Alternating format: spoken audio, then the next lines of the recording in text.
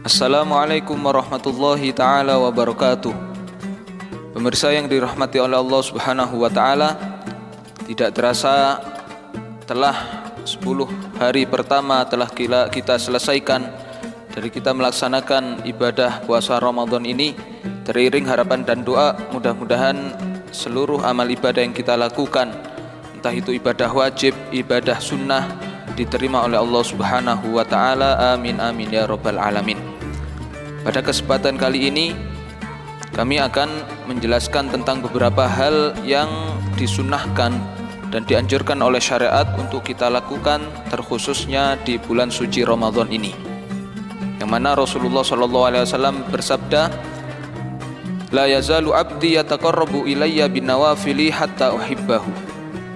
Allah subhanahu wa ta'ala berfirman di dalam hadis qudsinya bahwasannya tidaklah seorang hamba mendekatkan diri kepada Allah subhanahu wa ta'ala dengan hal-hal, dengan ibadah-ibadah yang sifatnya adalah sunnah, akan tetapi dengan istiqomahnya dia melaksanakan ibadah sunnah tersebut, dia akan mendapatkan rahmat lebih dari Allah subhanahu wa ta'ala. Oleh karena itu, kita manfaatkan keberadaan kita di bulan Ramadan ini dengan melaksanakan segala jenis kebaikan, terlebih lagi hal-hal yang disunnahkan, yang dianjurkan oleh Nabi besar Muhammad SAW. Di sini ada beberapa hal yang disunnahkan dan yang mungkin bisa kita katakan bahwasanya hal-hal tersebut hanya ada di bulan Ramadan. Yang pertama adalah makan sahur. Maka makan sahur di sini disunnahkan bagi orang yang ingin melaksanakan puasa, yaitu dimulai dari muntasofil lail, dari pertengahan malam sampai sebelum dikumandangkannya azan fajar atau azan subuh. Oleh karena itu, tujuan disunnahkannya sahur ini adalah karena Rasulullah SAW sendiri yang mencontohkan kepada kita, dan juga Rasulullah SAW yang telah mengajarkan kepada kita dan menganjurkan kepada kita untuk memulai puasa kita, untuk membantu puasa kita di siang hari dengan makan sahur ketika malam hari. Ini kesunahan yang pertama. Kesunahan yang kedua adalah mengakhirkan sahur, yaitu Rasulullah SAW bersabda bahwasannya ista'inu bi tu'amis sahari ala siyamin nahar. Bantulah puasa kalian ketika siang hari dengan makan sahur di malam hari. Wa bi qailulatin nahari ala qiyamil lail, dan bantulah salat kalian di malam hari atau ibadah kalian di malam hari dengan tidur sebentar di siang hari. Yaitu tujuan daripada sahur di sini, sebagaimana tadi telah disebutkan, adalah untuk membantu supaya kita kuat untuk melaksanakan puasa di siang hari. Dan disunahkan pula untuk mengakhirkan sahur, yaitu sekiranya kurang lebih sekitar 50 ayat sebelum dikumandangkannya azan subuh, kita disunahkan untuk imsak, yaitu untuk menahan diri tidak melakukan hal-hal yang bisa membatalkan puasa, makan, minum, dan lain sebagainya. Tujuannya adalah untuk ihtiyat, untuk menjaga di dalam kita melaksanakan ibadah supaya ibadah kita sempurna. Maka kurang lebih kalau kita kalkulasikan adalah sekitar 15 menit sebelum dikumandangkannya azan subuh, maka hendaknya kita sudah berhenti dari itu semua. Ini adalah dua hal yang pertama yang disunahkan ketika kita berada di bulan Ramadan. Kemudian selanjutnya, setelah kita mengetahui bahwasannya telah masuknya waktu, maka bersegeralah kita untuk melaksanakan berbuka, yaitu ta'jilul futur. Bersegera kita melaksanakan berbuka apabila kita yakin bahwasannya waktu sholat maghrib telah masuk, yaitu dengan mendengarkan azan dari masjid-masjid yang mana memang menjadi patokan di sebuah daerah bahwasannya masjid tersebut ini memang betul-betul sesuai masuknya waktu sholat. Maka ketika kita yakin bahwasannya sudah masuk waktu sholat maghrib, maka kita disunahkan untuk bersegera berbuka. Berbuka di sini oleh Rasulullah SAW ada beberapa hal yang disunahkan, yaitu yang pertama yang disunahkan adalah dengan rutop, kurma yang sifatnya masih setengah matang. Kemudian kalau tidak ada, yaitu dengan busur. Busur ini adalah jenis kurma yang masih mentah.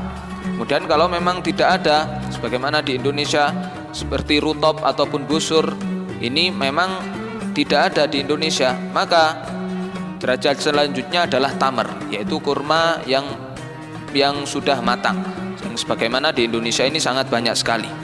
Kemudian kalau memang tidak ada kurma, maka selanjutnya disunahkan kita untuk mengawali berbuka kita dengan air putih.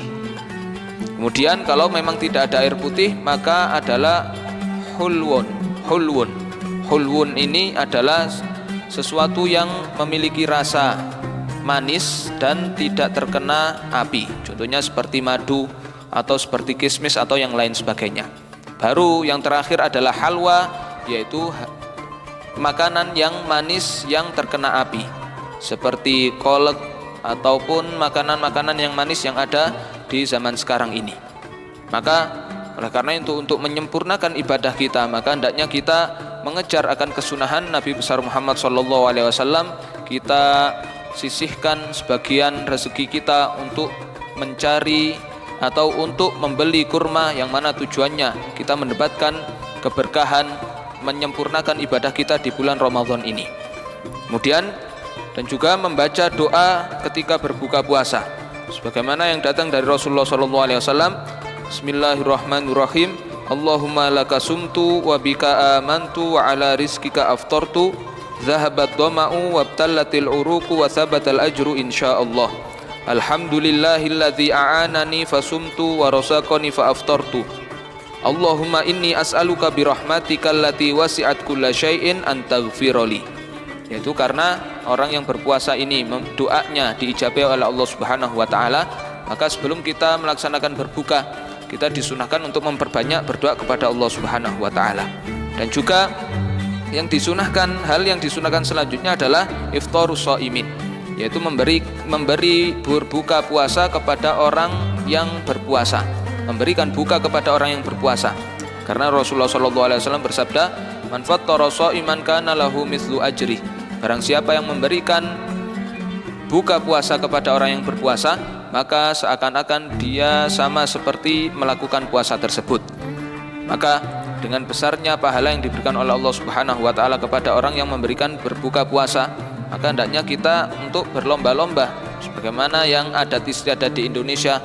Mungkin ada di setiap sorenya bagi takjil gratis, ataupun membagikan air, ataupun makanan ringan, makanan manis-manisan, yang mana tujuannya tidak lain tidak bukan adalah untuk melaksanakan kesunahan yang diajarkan oleh Rasulullah SAW. Kemudian selanjutnya adalah mandi di setiap malam sebelum kita melaksanakan sholat tarawih. Ini kenapa? Yaitu tujuannya adalah supaya kita melaksanakan sholat tarawih, yaitu setelah berbuka kemudian kita mandi sebelum melaksanakan sholat tarawih. Tujuannya adalah untuk supaya kita semangat di dalam melaksanakan ibadah di bulan Ramadan. Kemudian disunahkan pula, ini adalah hal yang mungkin tidak ada di selain bulan Ramadan, yang hanya ada pada bulan Ramadan, yaitu sholat tarawih. Sholat tarawih 20 rakaat, 2 rakaat salam, 2 rakaat salam, yang mana ini disunahkan di setiap malam bulan Ramadan. Sebagaimana Rasulullah SAW bersabda, man shoma ramadhana wa qamahu imanan wa ihtisaban ghufira lahu ma taqaddama min dzambi. Barang siapa yang puasa Ramadan wa qamahu imanan wa ihtisaban, dan mendirikan malam-malam bulan Ramadan. Para ulama mengatakan bahwasanya mendirikan malam bulan Ramadan yang dimaksud ini adalah sholat tarawih. Maka oleh karena itu kita berusaha untuk sebisa mungkin tidak meninggalkan sholat tarawih, walaupun itu hanya 2 rakaat saja. Tetapi lebih afdolnya kita melaksanakan sholat tarawih dengan sempurna, yaitu 20 rakaat. Kemudian selanjutnya adalah sholat witir, yaitu sholat witir di bulan Ramadan ini ada kekhususan, ada keistimewaan atau ada perbedaan antara sholat witir di bulan Ramadan dengan di bulan-bulan yang lainnya. Ada 3 perbedaan. Yang pertama adalah ketika di bulan Ramadan witir disunahkan untuk berjamaah, dan juga sholat witir disunahkan untuk jahar, untuk dikeraskan suaranya. Kemudian disunahkan di nisful akhir, nisful tsani, nisful akhir, yaitu setengah setengah 15 terakhir dari bulan Ramadan ini kita disunahkan untuk membaca doa kunut di akhir witir kita. Ini adalah 3 hal yang membedakan antara witir di bulan Ramadan dengan witir di selain bulan Ramadan. Kemudian dianjurkan kita untuk senantiasa memperbanyak membaca Al-Quran, karena Allah Subhanahu wa Ta'ala menurunkan Al-Quran kepada Rasulullah SAW di bulan Ramadan. Maka Ramadan ini marilah kita jadikan sebagai syahrul tilawatil Quran, bulan kita untuk memperbanyak membaca Al-Quran. Dan juga bukan hanya memperbanyak saja, akan tetapi lebih penting daripada itu adalah mentadabburi makna-makna yang terkandung di dalam Al-Quran, daripada hikmah-hikmah pelajaran yang bisa kita ambil daripada Al-Quran. Dan untuk sunnah-sunnah yang lainnya sangat banyak sekali. Para ulama menganjurkan kepada kita untuk memperbanyak apapun fi'lul khair, yaitu pekerjaan-pekerjaan yang ada nilai positifnya di dalamnya, maka kita disunahkan untuk kita lakukan. Terlebih lagi di bulan Ramadan, di bulan dilipat gandakan amar perbuatan manusia. Satu perbuatan sunnah maka akan diganjar wajib, satu perbuatan wajib maka akan dilipat gandakan oleh Allah Subhanahu wa Ta'ala sebanyak 70 kali lipat. Mudah-mudahan kita semua termasuk orang-orang yang diberikan kemudahan oleh Allah Subhanahu wa Ta'ala untuk senantiasa memanfaatkan ibadah, memanfaatkan waktu-waktu yang mustajabah ini, waktu-waktu yang sangat istimewa ini, untuk melakukan ibadah di bulan Ramadan ini dengan semaksimal mungkin. Amin amin Allahumma amin. Mudah-mudahan yang sedikit ini ada guna dan manfaatnya. Assalamualaikum warahmatullahi taala wabarakatuh.